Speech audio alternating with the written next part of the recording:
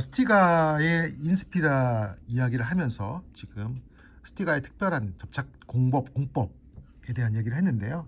예. 타 회사에서는 그러면 왜 저 에폭시를 쓰며 스티가는 왜 에폭시를 쓰지 않는가? 예. 제가 볼 때는 이제 스티가의 역사에 달려 있는 것 같아요. 그러니까 아시아 회사들은 새로운 기술을 도입하는 데 적극적이고, 그리고 또 빠르게 이렇게 발전해 나가는 측면을 갖고 있다고 하면 이제 유럽의 회사들, 제가 뭐 다 아는 건 아니지만은 원천 기술을 중요한 원천 기술을 갖고 있으면서 그것을 유지하는 경향이 굉장히 강합니다. 아마도 스티가는 과거에 1940년대에 사용됐던 그런 수성글루를 사용한 접합 방식을 사용하면서 라켓을 제조해 왔고, 그것을 바꾸지 않은 채 75년을 유지하면서 어떻게 보면은 그 공법 자체가 스티가의 중요한 특성이 되어 버린 것 같습니다. 그래서 스티가의 라켓은 장점도 있고 단점도 있어요. 이제 장점은 통통 울리는 그런 타구 감각을 갖고 있긴 하지만 회전이 많아요. 일반적으로 회전이 많고 감각이 좋고, 특히 중국 러버와의 상생이 굉장히 좋습니다. 그래서 스티가 제품은 중국 시장에서 거의 시장을 휩쓸다시피 하고 있죠. 제가 뭐 북경 쪽에 탁구장 같은 데 가보면 거의 한 80%는 스티가 라켓을 쓰고 있어요. 그만큼 중국 시장에서 활발하게 마케팅을 하고 있는, 판매량이 많은 그런 회사이고, 그러다 보니까 스티가 입장에서는 굳이 다른 방식의 접착 방식을 쓸 필요가 없었던 것 같기도 해요. 워낙 판매량이 많다 보니까. 근데 고민이 생긴 시점이 있었습니다. 언제냐면, 언제 고민이 생겼냐면, 지금 이제 보고 계신 표층이 이제 이거는 코토인데요.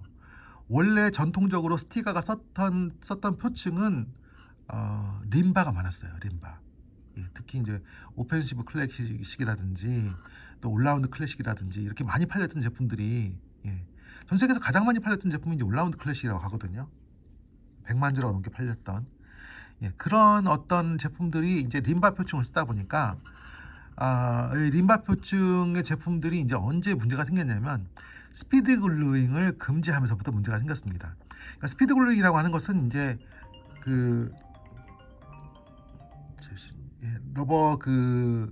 러버의 지금은 부스팅이라고 부르는데, 예전에는 휘발성이 있는 용매를 써서 그 러버의 스폰지를 팽창시키는 방식인데요. 그때는 사실 접착력이 강하지 않았어요. 그래서 떼면 쉽게 떨어지고, 그리고 붙을 때에도 단단하게 붙지 않는 그런 형태로 작업을 했었습니다. 그런 이제 림바 표층의 제품들을 가지고서 계속 시장을 이끌어오다가 스피드 글루잉이 금지된 시점부터는 단단한 형태의 접착제가 사용되게 되는데, 그래서 이제 우리가 흔히 알고 있는 수성 글루가 사용되죠.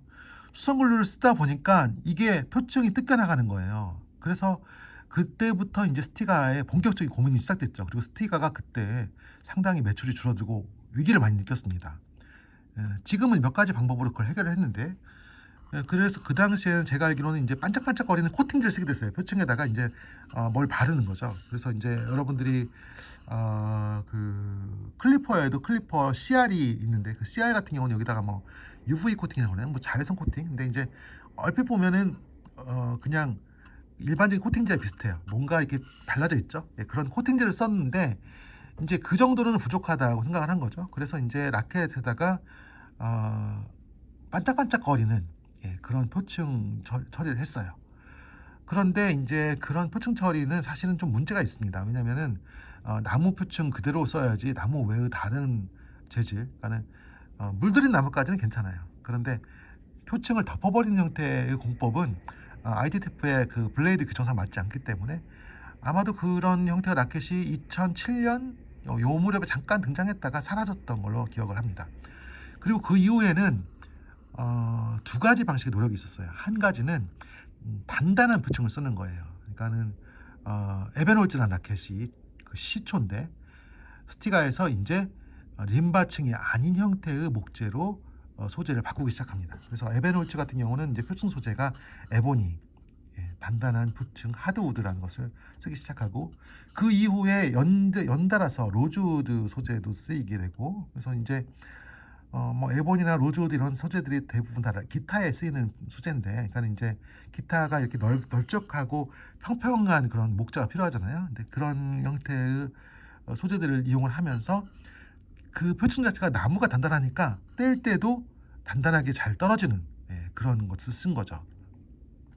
하지만 여전히 그 스티가의 그 기본적인 글루층은 그 습식 글루 그러니까 이제 뭐라고 하죠? 수성 글루 같은 유성이 아닌 수성 글루 같은 것을 써왔기 때문에 기본적으로 스티가의 라켓의 그런 고유한 특성은 유지를 하면서 표층만 바꿔옵니다. 그게 아마도 스티가가 위기에서 벗어나는 아주 결정적인 계기가 됐고 제가 듣기로는 그 당시에 저도 이제 그 에보니 합판을 쓴 에벤홀츠 라켓을 주문하면 잘 안 들어왔어요. 근데 물어보면 한 달에 4,500자루 정도가 중국에 나가야 된다고 그래서 생산량이 모자라다고 그런 얘기를 했었거든요. 그러니까 어마어마한 물량이 팔린 거예요. 그 에벤홀츠라는 라켓이. 그 당시에는 그 라켓으로 고해 선수가 지금은 이제 보이지 않습니다만 고해 선수가 그 라켓을 쓰면서 계약을 했고 상당히 많은 선수들이 썼죠. 예, 그렇게 해서 이제 어떻게 보면은 그 표층의 문제를 하나를 해결했고 두 번째는요 이제 다이아몬드 터치라고 부르는데 이 표층을 아주 매끄럼하게 갈아내는 거죠.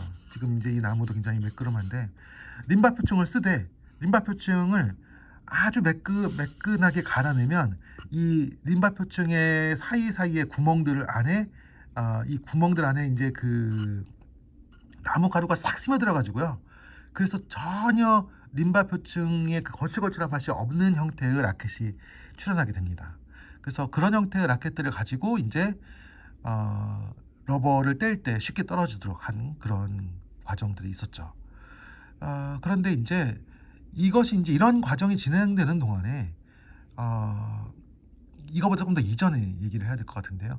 여전히 이제 스티가는 그 단단한 글루를 쓰지 않고 수성 글루를 썼기 때문에 표층에서 러버를 떼는 것을 아무리 뭐 그렇게 한다고 하더라도 표층 자체가 일어나 버리는 문제들이 종종 있고요.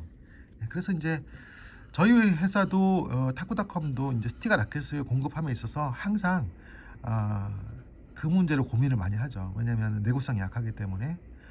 그래서 이제 그 문제로 인해서 스티가 제품은 사실 미국에서는 좀 인기가 없어요. 왜냐하면 미국 사람들은 내구성을 굉장히 중요하게 생각하거든요. 그러니까 미국은 좀 실용적인 나라인 것 같아요. 그래서 튼튼하지 않으면은 인기가 좀 없죠. 그래서 미국에서는 좀 인기가 없고 반면에 이제 이기기 위해서는 어쩔 수 없이 그 스티가의 특유의 감각 또 공을 잡아주는 능력 또 회전 이런 것들이 필요하기 때문에 중국 같은 경우는 뭐 물론 중국의 국가대표 선수들을 후원하고 있긴 하지만 그것과 별개로 이기기 위해서 수많은 선수들이 스티가의 라켓을 쓰고 있죠. 예. 그런데 이제 스티가가 그 과정에서 봉착한 딜레마가 있었습니다. 그 딜레마는 뭐냐면 이런 수성 글루 방식의 접착제를 가지고 카본층을 쓸 수 없다는 얘기입니다. 그래서 스티가는 카본으로 된 라켓을 만들지 못했어요. 어떤 식으로 스티가가 카본으로 된 라켓을 만들게 됐을까요? 그리고 인스피라라는 이런 형태의 카본 라켓이 어떤 과정을 거쳐서 스티가에 등장하게 되었을까요? 이 얘기를 다음번 영상에서 이어가도록 하겠습니다.